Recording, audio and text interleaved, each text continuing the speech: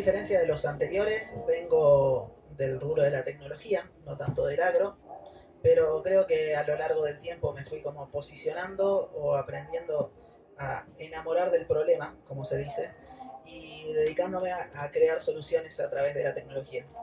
Desde hace mucho tiempo yo empecé estudiando en ingeniería industrial y después me dediqué a hacer electrónica y a partir de eso amigos se me acercaban y me pedían soluciones a distintas cosas y más adelante me empecé a dedicar a la automatización, que es básicamente electrónica con código, y después por cuestiones de que es más necesario el código me dediqué más a programación o a código y porque era más rentable en ese momento, así que empezamos con eso. En el año más o menos 2021 empezamos con un proyecto con unos amigos y en el año 2022 es que me acercan esta, esta propuesta o esta idea de que un amigo me pide que de alguna manera construya algún dispositivo o fabrique algo para poder reconocer cuando una vaca ingresa al tambo, cosa que hoy en día existen en el agro desde los collares hasta un montón de cosas. La pregunta fue, bueno, ¿lo hacemos? ¿Ok? ¿Para qué? Y bueno, porque después de eso nosotros queríamos medir la producción de cada vaca. ¿Ok? ¿Para qué? Y a partir de eso es que nos dimos cuenta, sin saber, que el objetivo de todo eso era de alguna manera medir, tratar de programar todo lo que es la nutrición, la reproducción, para poder optimizar eh, la producción de cada una de las vacas. De ahí es que más o menos en mí, que no sabía de tanto de esta industria, cerró el ciclo y me di cuenta de qué trataba esto y ahí decidí darle formato proyecto, formato startup, y hacer de esto un proyecto que tenga un origen y un final, y en el hecho de decir, tengo un problema, una solución, un proyecto, un mercado, listo, escalémoslo y hagamos de esto algo que se pueda exportar, que se pueda hacer una solución que realmente agregue valor. En ese sentido, cuando investigamos, vimos que de acuerdo a la FAO, de las Naciones Unidas, la productividad en la ganadería lechera hoy en día es del 15% del potencial alcanzable en el mundo. O sea que todo el resto se transforma en emisiones innecesarias que hacen que esta industria emita alrededor de 2 billones de toneladas al año de metano y que sea una de las responsables, al igual que muchas otras industrias, del cambio climático. ¿Y que cuál es el problema? Que el cambio climático afecta en un 26% a los alimentos que provienen del suelo. Entonces ahí se genera un loop de improductividad porque básicamente las vacas comen de esos alimentos del suelo. Los alimentos al exigir más demanda, que se crea mayor precio, que se traduce en la productividad y bueno, ahí tenemos un loop de productividad. Eso fue el problema que detectamos e hicimos esta plataforma modular e incremental que básicamente al principio pasamos años haciendo algoritmos de reconocimiento facial en vacas para reconocer cuando la vaca ingresa al tambo y luego poder medir su producción. Eh, Cosa que hoy en día ya no es necesario, o sí, dependiendo del tambo, pero existen collares, existen métodos manuales, cada uno tiene su método de producción. Ahí es que decidimos hacerla incremental y modular, que significa que ahora es una plataforma que en cuanto uno quiere le puede poner tecnología incremental, pero de base la puede tomar de esa forma. Validamos esa idea y lo que hicimos es generar una plataforma que cuando se la mostramos al productor lo primero que dijo es no tengo ni idea qué hacer con esto porque la verdad no, traducimos toda esa información en gráficos y cosas que un científico de datos o una persona lo puede ver. Pero, ¿qué pasa? Cuando añadimos después en 2022-23 que empezó a surgir la inteligencia artificial generativa, añadimos esto de copiloto, e hicimos que básicamente toda esa información se genere y se pueda interpretar por una inteligencia artificial generativa que traduzca todo esto a hechos, que ya no un gráfico no diga esta producción es el máximo, sino que te diga esto se alcanzó porque cuando la temperatura era 40 grados, las acciones que se tomaron fueron esto. Entonces hicimos una plataforma de decisiones, una plataforma verbal, que hoy en día queremos escalarlo como el ERP de la ganadería láctea. O sea, el planificador de recursos empresariales, como se dice en otras corporaciones. Y bueno, ese es el formato que tomamos desde el año pasado y tuvimos una buena validación. Ganamos un premio en Escobar que nos permitió crecer y este año ya lo sacamos a producción tratando de escalar con tambos locales de distintos estratos, medio, alto, pero sobre todo con corporaciones, ya que ellos tienen los canales creados y en el agro sobre todo es una industria donde no están los canales de llegada creados, uno no paga una publicidad en Facebook y la solución llega a la mano del productor, sino que hay que salir a tocar timbre y a probar. Entonces eso es lo que estamos queriendo hacer ahora. Me lo decís reiteradas las veces que charlamos, que el programador ya no hace de programador. ¿Cuál es el nuevo rol con este tema de la inteligencia artificial? Probablemente el primer oficio, y así lo manifestaban en una charla que estuvimos juntos, el primer oficio, la primera profesión que se ve afectada es el del programador, ¿no? con el avance de la inteligencia artificial. Entonces vos siempre me decís que ya hay que empezar a pensar en una formación distinta cuando hacemos los talleres, porque el programador hoy ya tiene otra tarea. Claro, es un poco de lo que siempre se dice de que la tecnología se hace para los tecnólogos. Los primeros en adoptar tecnología o agentes de inteligencia artificial o todo el tipo de tecnología de vanguardia son los programadores y queda la tecnología dando vueltas ahí. Hoy en día, como decía Alejandro anteriormente, que yo por eso a propósito le pregunté la pregunta de qué tipo de tecnología estaba viendo de afuera, lo que pasa es eso, que se ve mucha tecnología de afuera porque los programadores la usan en sí, o más que nada las corporaciones que trabajan de recursos humanos, usan esa tecnología, por ejemplo, para crear agentes de inteligencia artificial y programar, porque hoy en día la programación sigue siendo muy rentable y mucho más para una corporación que antes tenía 20.000 empleados, hoy en día produce lo mismo con 5, entonces se concentra más para ellos. Entonces, ¿cuál es el nuevo rol del programador o del tecnólogo? Es esto lo que yo veo como el nuevo desarrollador de negocios. O sea, los programadores tenemos que agarrar la tecnología y decir, esto lo podemos llevar a esta vertical o a esta cadena de valor y esto no.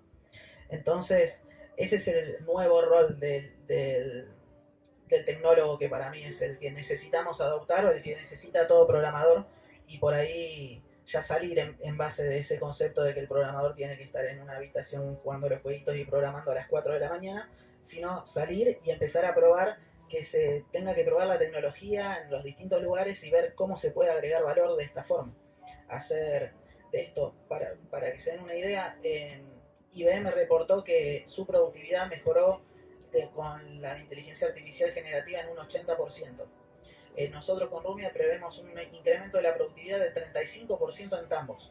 O sea, es, es mucho menos de lo que reporta IBM porque obviamente los que estamos acostumbrados a usar tecnología la usamos a lo mejor de mejor manera o la podemos hacer, pero un incremento del 35% en la producción agropecuaria, agrícola o ganadera es una locura. Y más en un momento donde está estancado. Exactamente, se traduce, para que se den una idea, en las corporaciones, cuando le hicimos la bajada de línea a una corporación como es el Danone, por ejemplo, algo así se traduce en 12 millones de dólares al año para ellos.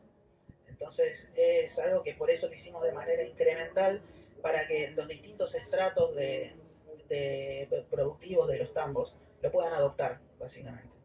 Hablando en las otras dos charlas, hablamos de inversión, hablamos de talento, no hablamos, por ejemplo, de infraestructura.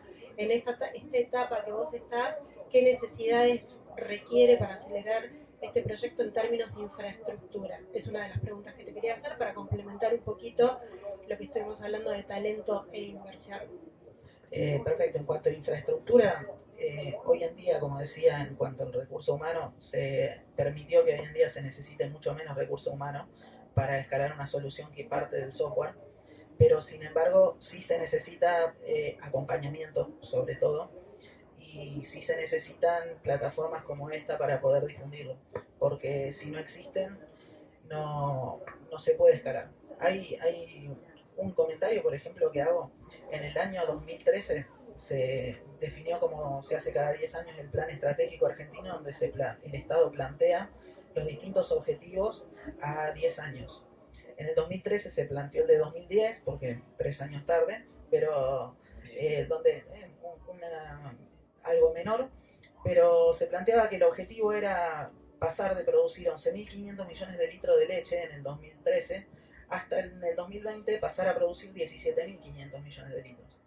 En base a eso, lo que se propuso es aumentar ese 75% que representaba en base a la calidad de forraje, de pastura, de genética, de todo, ¿Saben cuánto se produjo para el 2020?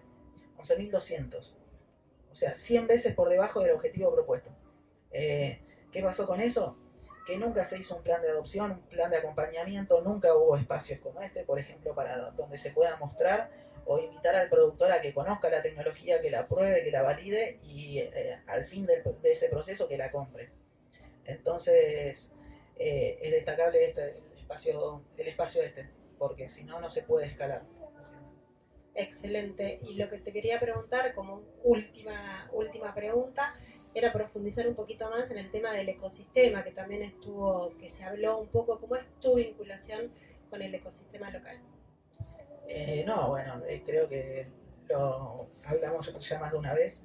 Yo vengo de Rosario, después me fui más para el lado de Buenos Aires y cuando llegué acá me di cuenta que se estaba creando algo interesante y me acerqué con la propuesta de simplemente ser un vector, básicamente, de que tratar de ayudar en lo que se pueda para crear estos espacios o espacios donde se pueda mostrar la tecnología y se pueda mostrar el valor agregado de la tecnología. Por eso empecé a participar y hoy en día también estoy en organizaciones en Buenos Aires, en Rosario, en otros ecosistemas y no es lo mismo que hace ni siquiera 4 o 5 años atrás. Hoy en día es muy distinto, se está acomodando en todos lados, se están creando polos tecnológicos por todos lados, se está buscando la tecnología, sin ir más lejos, en el Congreso de Preside el otro día se hablaba, la temática fue la economía del conocimiento, sí. O sea, estaba todo como código abierto, todo como si estuviese, sí. Parecía un congreso de software, sí. Más que de agricultura. Entonces, lo que buscamos hacer, los que hacemos tecnología, que es atravesar a las otras verticales, que es básicamente buscar un problema en energía y minería, en agricultura, en ganadería cárnica, láctea, lo que sea, y tratar de resolverlo a partir de la tecnología, de alguna manera se está dando. Yo creo que por un contexto más global está llevando o forzando a los gobiernos desde nacional hasta regional a local a que quieran hacer esto porque se están dando cuenta de lo que puede agregar valor la tecnología. Entonces, por eso y por iniciativas como esta es que se puede hacer agregar valor. Excelente. Agregar solo un dato. A veces nosotros decimos que Argentina no tiene políticas de Estado. Probablemente una de las pocas políticas de Estado que conozco que superó o que fue trasladándose en todos los gobiernos desde la época de Néstor Kirchner es la de economía del conocimiento. La ley de promoción, que originalmente fue la de software y que posteriormente fue la de economía del conocimiento, pero todos los gobiernos desde Néstor Kirchner hasta la actualidad impulsaron este tipo de economía. Así que me parece interesante esto de poder seguir acercando, uniendo, escuchando cuáles son las necesidades, qué es lo que podemos cada uno de los sectores aportar desde el lugar. Básicamente todo lo que construimos lo construimos nosotros, y lo digo en términos personales, escuchándolos. Así que cuentan con eso. El espacio que nosotros construimos ahí en el Parque Belgrano no es nuestro, es comunitario.